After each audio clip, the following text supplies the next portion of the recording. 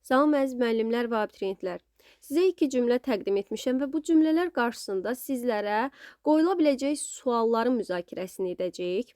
Demək, cümlələr bunlardır ki, kitab, qələm, dəftər aldı, kitab, qələm, dəftər aldı. Qarşıya qoyula biləcək suallarımız isə bunlardır ki, qeyri-müəyyən təsirli hal işlənib. Birində isə deyir ki, qeyri-müəyyən təsirli hal ixtisar olunub. İndi gəlin baxaq. Yoldaşlar, kitab, qələm, dəftər. Əgər sadallanan komponentlərin sonuncusunda şəkilçi verilməyibsə, biz burada ixtisardan danışa bilmərik. Burada ixtisar yoxdur.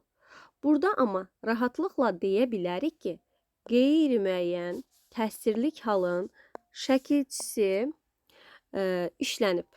Burada qeyri-müəyyən təsirli hal işlənib. Yəni, bura A yazırıq. Növbəti cümlədə isə kitab, qələm, dəftəri. Baxın, bu komponentlərin, sadalanan komponentlərin sonuncusunda şəkilçi var və rahatlıqla deyə bilərik ki, qeyri-müəyyən təsirli hal ixtisar olunub. Kitabı, qələmi, dəftəri aldı. İzlədiyiniz üçün təşəkkür edirəm.